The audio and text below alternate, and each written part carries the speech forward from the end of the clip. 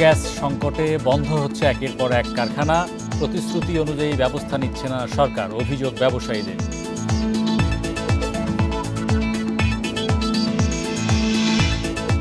কাল থেকে সারা দেশে আমদানি রপ্তানি কার্যক্রম বন্ধের ঘোষণা এনবিআর কর্মীদের। চালু থাকবে আন্তর্জাতিক যাত্রী সেবা।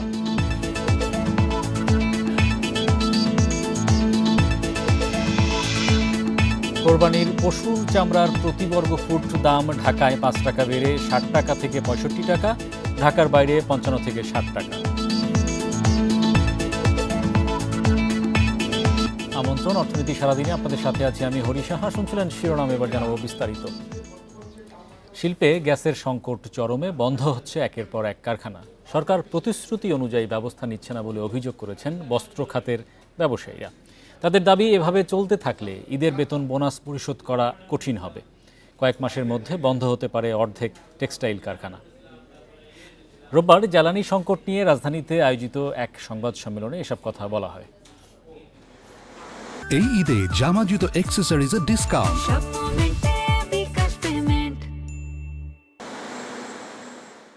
দেশের তৈরি পোশাক শিল্পের জন্য কাপড় ও সুতার বড় অংশ যোগান দেয় স্থানীয় টেক্সটাইল কারখানাগুলো। বড় বিনিয়োগে গ্যাস নির্ভর এসব শিল্প এখন চরম সংকটে। জ্বালানির অভাবে বন্ধ থাকছে বেশিরভাগ সময়, নষ্ট হচ্ছে যন্ত্রপাতিও, টানতে হচ্ছে চড়া সুদের ব্যাংক ঋণ, বিকল্প জ্বালানিতেও খরচ বাড়ছে। দাম বাড়ানোর পরও প্রতিশ্রুতি অনুযায়ী গ্যাস না পেয়ে ক্ষুব্ধ শিল্প মালিকরা। তাদের অভিযোগ, পরিকল্পিতভাবেই ধ্বংস করা হচ্ছে শিল্পগুলো। সরকারের পরিকল্পনাহীনতার খেসারত দিচ্ছেন তারা।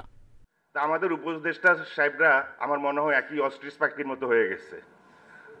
চারিদিকে কিছু মনে হয় যেন তারা দেখতে পারতেছে না। প্রতিনিয়ত আমাদের লে অফ হচ্ছে। আপনার কিছুদিন পরে রাস্তায় মানুষ নামবে, আরো ভয়াবহ পরিস্থিতি হবে, ফেমিন হবে, দুর্ভিক্ষ হওয়ার মতো অবস্থা হয়ে যাবে যদি আপনি শিল্পকে না বাঁচাতে পারেন। ব্যবসায়ীরা বলেন, গ্যাস বিদ্যুৎ নিয়ে নীতি নির্ধারকরা কেবল আশ্বাস দিয়েই দায় সারছে। অর্থনীতির নাজুক পরিস্থিতিতে ঈদে 10 দিনের ছুটি দেওয়ারও সমালোচনা করেন তারা। বেতন না দিতে পারলে সরকার থেকে আবার ধমক দেওয়া হচ্ছে যে এত তারিখের মধ্যে আপনাদের সবাইকে ফ্যাক্টরির বেতনও দিতে হবে। অথচ ওনারা গ্যাসও দিবেন না, ব্যাংকের ইন্টারেস্ট রেটও বাড়াবেন, আবার আমাকে গ্যাস বিলও দিতে হবে। গ্যাসের প্রেসার থাকবে 1.5 নাহলে 0, কিন্তু আমাকে কিন্তু মিটার কিন্তু আমার ঘুরছে। ব্যবসায়ীরা বলেন, সিস্টেম লসের নামে 12 ভাগ গ্যাস চুরি ও অপচয় হচ্ছে। শিল্পের জ্বালানি নিরাপত্তা নিশ্চিতে ধাপে ধাপে বাসাবাড়িতে গ্যাস সরবরাহ বন্ধের দাবি তাদের। সেই সঙ্গে স্থানীয় গ্যাস অনুসন্ধানে জোর দেন ব্যবসায়ীরা। আমরা গ্যাস চাই, ইলেকট্রিসিটি চাই। Hari Saha, independent news, Dhaka. কাল থেকে সারা দেশে কর, কাস্টমস ও ভ্যাট বিভাগের সব দপ্তরে পূর্ণাঙ্গ কর্মবিরতির ডাক দিয়েছে এনবিআর সংস্কার ঐক্য পরিষদ। বন্ধ থাকবে আমদানি রপ্তানি কার্যক্রম, তবে আন্তর্জাতিক যাত্রী সেবা, ওষুধ ও জীবন রক্ষাকারী সরঞ্জামের আমদানি এর আওতামুক্ত থাকবে। রোববার এক সংবাদ সম্মেলনে এ কর্মসূচি ঘোষণা করে এনবিআর সংস্কার ঐক্য পরিষদ। এনবিআর বিলুপ্তির প্রতিবাদ সহ 4 দফা দাবিতে আজও কর্মবিরতি পালন করেছেন কর্মকর্তারা। কাস্টমস হাউসগুলোতে রপ্তানি কার্যক্রম ও আন্তর্জাতিক যাত্রী সেবা ছাড়া অন্যান্য সব কার্যক্রম বন্ধ রয়েছে। ভ্যাট ও আয়কর বিভাগের মাঠ পর্যায়ের অফিসগুলোতেও কার্যক্রম বন্ধ। এতে স্থবির হয়ে পড়েছে রাজস্ব কার্যক্রম। সংবাদ সম্মেলনে দাবি পূরণের বিষয়ে সুস্পষ্ট ঘোষণা দেওয়ার জন্য সরকারের প্রতি আহ্বান জানান এনবিআর কর্মীরা। আগামীকাল 26শে মে 2025 খ্রিস্টাব্দ সোমবার থেকে আন্তর্জাতিক যাত্রী সেবা ব্যতীত কর, কাস্টমস ও ভ্যাট বিভাগের সকল দপ্তরে পূর্ণাঙ্গ কর্মবিরতি চলবে। এ বিষয়ে বিস্তারিত জানাতে চট্টগ্রাম বন্দর এলাকা থেকে আমাদের সঙ্গে যুক্ত হচ্ছেন সহকর্মী আহসান রিটন এবং রাজস্ব ভবন থেকে যুক্ত হচ্ছেন সহকর্মী তহিদ রানা। শুরুতেই যাব তহিদ রানার কাছে। তহিদ রানা, এনবিআরের যে সংস্কার বিরোধী যে ঐক্য পরিষদ রয়েছে, তারা আসলে কি ধরনের দাবি দেওয়া নিয়ে কি কর্মসূচি দিয়েছেন এবং বিস্তারিত আমাকে জানান। কিছুক্ষণ আগে তাদের আজকের যে পূর্ণ দিবস কর্মবিরতি সেই কর্মবিরতি শেষ হয়েছে এবং কর্মবিরতির শেষে তারা একটি সংবাদ সম্মেলন করেছে। আপনি সংবাদে যেমনটা বলছিলেন যে তারা আগামীকাল থেকে সারা দেশে আমদানি রপ্তানি কার্যক্রম সম্পূর্ণ বন্ধ রেখেছেন। এখানে শুধুমাত্র আন্তর্জাতিক যাত্রী সেবা এবং হচ্ছে জরুরি ওষুধ আমদানি এবং চিকিৎসার ক্ষেত্রে জরুরি ওষুধ যে সরঞ্জামাদি আনা হয় সেটির তারা আওতামুক্ত রাখা হয়েছে। এর বাইরে সকল ধরনের কার্যক্রম বন্ধ থাকবে। আমদানি রপ্তানি বন্ধ থাকা মানে হচ্ছে সরকারের আসলে বিপুল অঙ্কের রাজস্বের যে ক্ষতি সেটির একটি সম্ভাবনা কিন্তু থেকেই যাচ্ছে। আপনি এখানে আমরা যারা সংবাদ সম্মেলন করেছেন তাদেরকেও আমরা জিজ্ঞেস করেছি এতে করতে সরকার রাজস্ব হারানোর একটা শঙ্কা আছে। তারা যেমনটা বলছিলেন এই 14 দিন ধরে যে আন্দোলনটি চলছে আসলে এই 14 দিনে তারা পুরোপুরি হিসেব না দিতে পারলেও তারা যেমনটা বলছেন যে প্রতিদিন 1 থেকে 2,000 কোটি টাকার সরকার এই শুল্ক স্টেশন এবং হচ্ছে কাস্টমস থেকে যেই ভ্যাটগুলো আদায় করেন এবং হচ্ছে শুল্ক স্টেশনে যেই রাজস্ব আহরণ হয় সেটি হয়তো এই কয়দিনে আদায় থেকে হয়তো বঞ্চিত হয়েছে সরকার। এবং আগামীকাল থেকে যেহেতু পূর্ণ দিবস এবং হচ্ছে কমপ্লিট শাটডাউন ঘোষণা করা হয়েছে, আমদানি রপ্তানি কার্যক্রমও বন্ধ রয়েছে। আপনি জানেন এরই মধ্যে বেশ কিছু জাহাজ বন্দরে এসে ভিড়ে আছে কিন্তু সেগুলির মাল খালাস করা যাচ্ছে না। ফলে সরকার কিন্তু রাজস্ব হারানোর যে শঙ্কা সেটি কিন্তু থেকে যাচ্ছে এবং আগামীকাল থেকে এই সংকটটি কিন্তু আরও গভীর হবে। এই ক্ষেত্রে আমরা এনবিআর এর কর্মকর্তা কর্মচারীদেরকেও আমরা জিজ্ঞেস করেছিলাম যারা ঐক্য পরিষদের হয়ে আন্দোলন করছেন তারা সরকার থেকে এই যে সংকটময় মুহূর্তে সরকার থেকে কোনো ধরনের আলোচনার আহ্বান তারা করেছেন কিনা বা সরকার থেকে করেছে কিনা বা সংস্কার ঐক্য পরিষদ থেকে তারা যোগাযোগ করেছে না কিনা। কোনো দিক থেকে আসলে এখনো পর্যন্ত আলোচনার সেই সুযোগটি আর তৈরি হয়নি। যেহেতু অর্থ উপদেষ্টার সঙ্গে একবার শুধু বৈঠক হয়েছিল, তারপর থেকে তারা আরও হার্ডলাইনে গিয়েছে এবং সেই যে তাদের যে হার্ডলাইনের যে কর্মসূচি সেই কর্মসূচিতে তারা কিন্তু এখনও পর্যন্ত আছে এবং আগামীতে সেই কর্মসূচির তারা আগামীকাল থেকে সেটি আরও পালন করবেন। অর্থাৎ সরকারের পক্ষ থেকে কোনো ধরনের আলোচনার এখন পর্যন্ত তারা সেই ডাক কিন্তু পায়নি। ফলে এখানে কিন্তু সংকট কিন্তু আরও ঘনীভূত হচ্ছে বলে আমরা দেখতে পাচ্ছি। ধন্যবাদ রানা। আমরা এবার চট্টগ্রাম বন্দর এলাকায় আমাদের সহকর্মী আহসান রিটনের সঙ্গে যুক্ত হচ্ছি। রিটন, বন্দরে এই যে কাস্টমস সেবার যে কর্মবিরতি চলছে তার কি নেতিবাচক প্রভাব পড়েছে?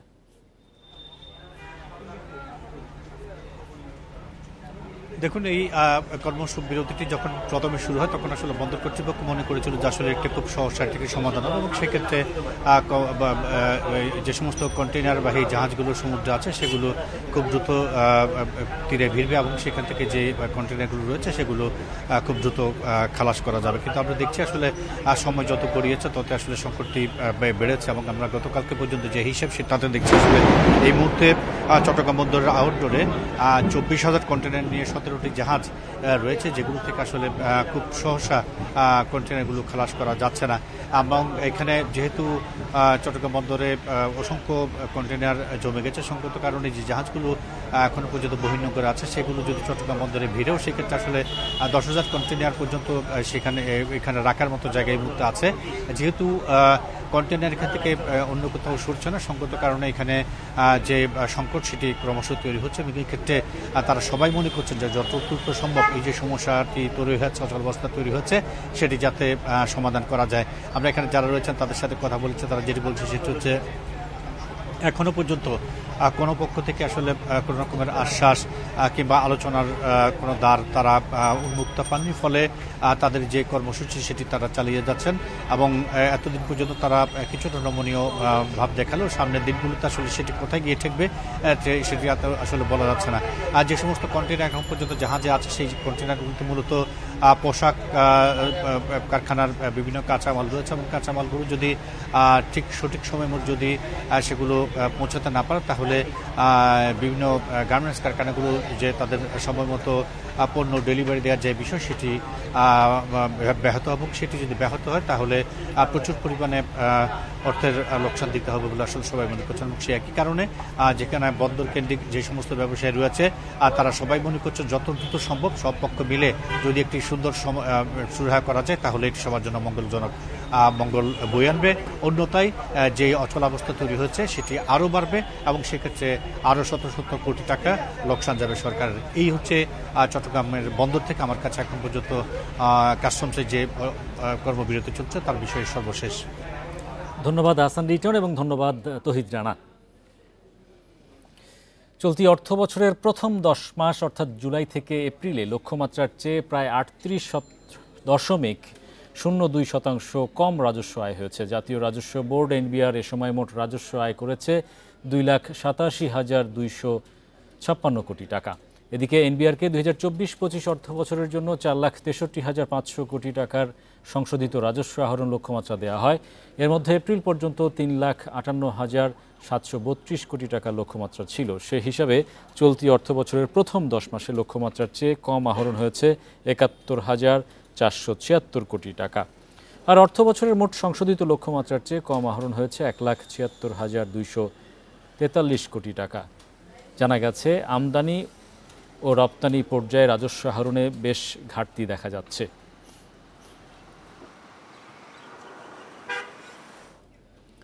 এবার থাকছে আসন্ন বাজেট নিয়ে বিশেষ প্রতিবেদন।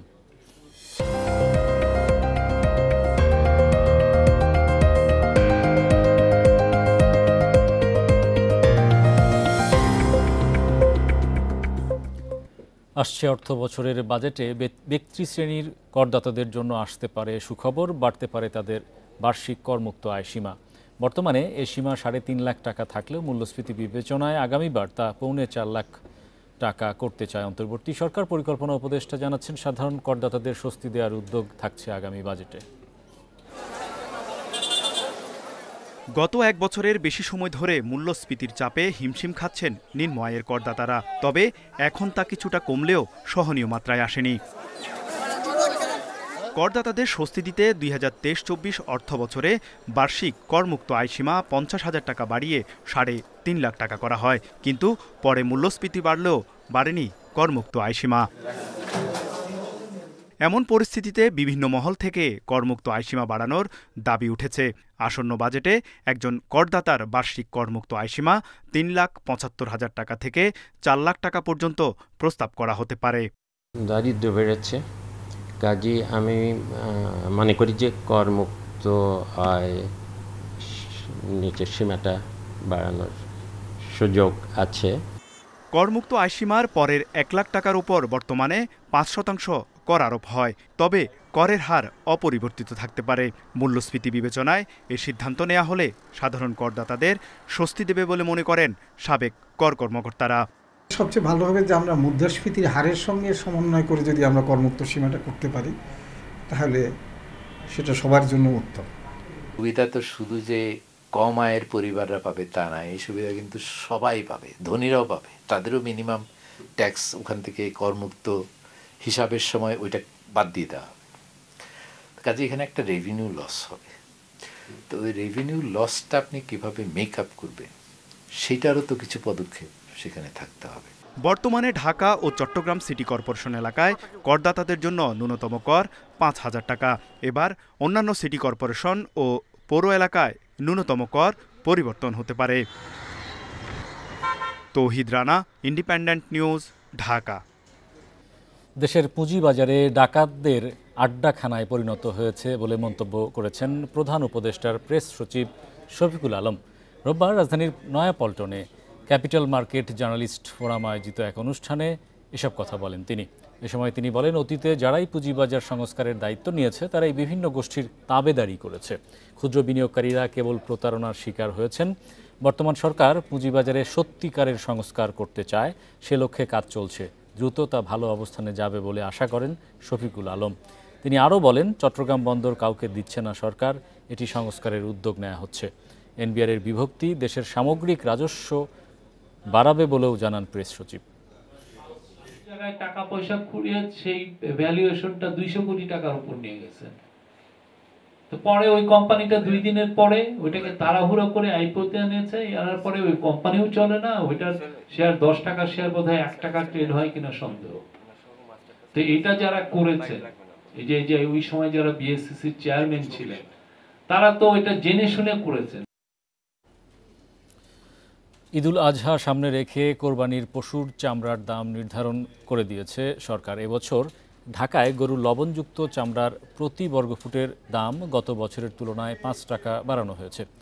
ঢাকায় গরুর প্রতি বর্গফুট লবণযুক্ত চামড়ার দাম নির্ধারণ করা হয়েছে 60 থেকে 65 টাকা। অন্যদিকে ঢাকার বাইরে গরুর চামড়ার দাম নির্ধারণ করা হয়েছে 55 থেকে 60 টাকা। রোববার সচিবালয়ে এক সংবাদ সম্মেলনে চামড়ার নতুন এ দাম ঘোষণা করেন বাণিজ্য উপদেষ্টা শেখ বশির উদ্দিন। উপদেষ্টা বলেন, দেশে কাঁচা চামড়ার চাহিদা না থাকলে প্রয়োজনে চামড়া রপ্তানি করা যাবে। চামড়া রপ্তানি সংক্রান্ত যে বিধিনিষেধ ছিল সেটি প্রত্যাহার করা হয়েছে। এ সময় স্বরাষ্ট্র উপদেষ্টা জানান, কুরবানির পর 12 ঘন্টার মধ্যে সব বর্জ্য অপসারণ করা হবে।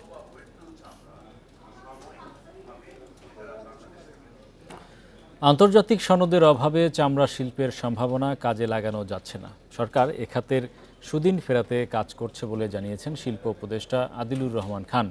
রোববার রাজধানীর ঢাকা চেম্বারে এক সেমিনারে এসব কথা বলেন তিনি। এ সময় তিনি আরও বলেন, চামড়া শিল্পের বিদ্যমান প্রতিকূলতা নিরসনে শিল্প মন্ত্রণালয় সহায়ক নীতি পরিবেশ তৈরির কাজ করছে, যার মাধ্যমে এ খাতে দীর্ঘমেয়াদী উন্নয়ন নিশ্চিত করা সম্ভব হবে। বৈশ্বিক প্রতিযোগিতায় সক্ষমতা বাড়াতে নতুন প্রযুক্তির ব্যবহার ও পরিবেশ সুরক্ষা নিশ্চিত করতে হবে।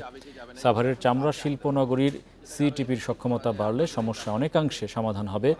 আসন্ন কোরবানির চামড়ার সঠিক প্রক্রিয়াজাতকরণে উদ্যোক্তাদের সব ধরনের সহযোগিতা সরকার প্রস্তুত বলেও জানান শিল্প উপদেষ্টা।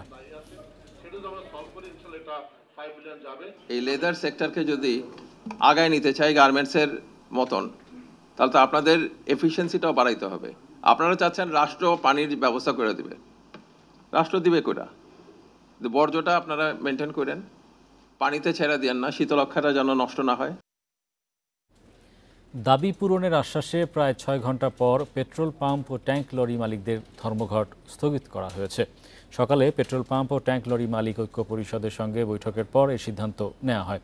এর আগে কমিশন বাড়ানো সহ 10 দফা দাবিতে সকাল 6টা থেকে সারা দেশে পেট্রোল পাম্প বন্ধ, ডিপো থেকে তেল উত্তোলন ও পরিবহন বন্ধ থাকে।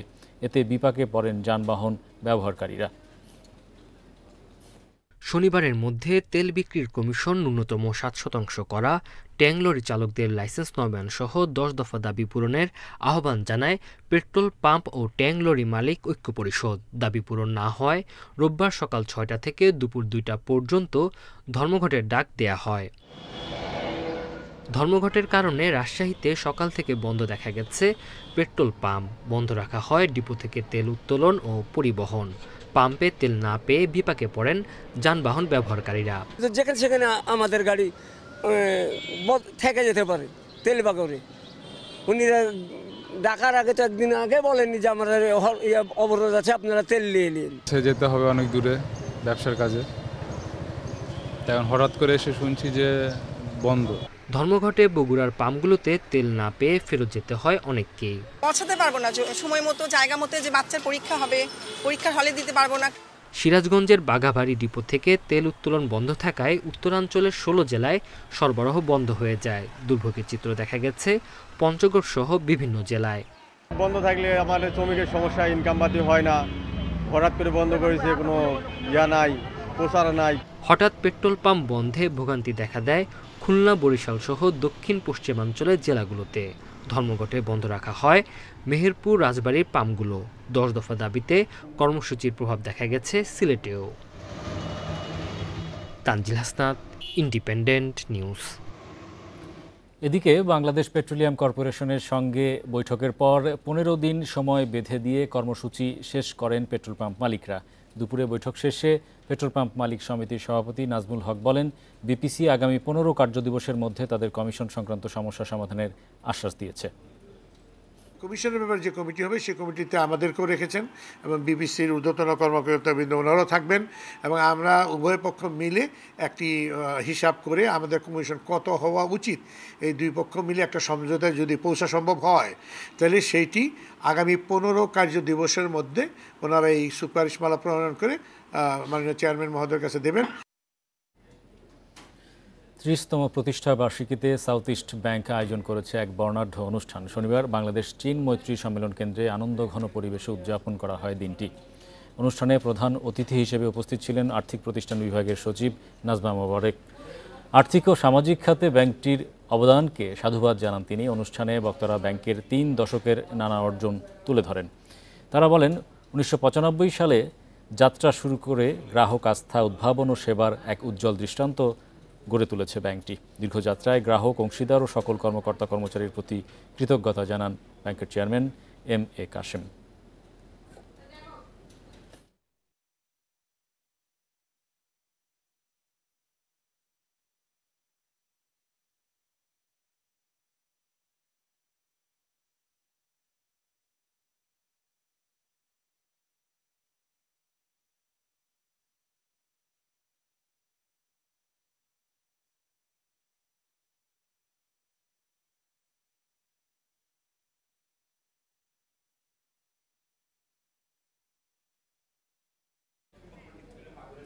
এই ছিল আজকের অর্থনীতি সারাদিনে। ইন্ডিপেন্ডেন্ট টেলিভিশনের সব খবর জানতে চোখ রাখুন ফেসবুক, ইউটিউব এবং এক্সে। আমন্ত্রণ আমাদের পরের আয়োজনে।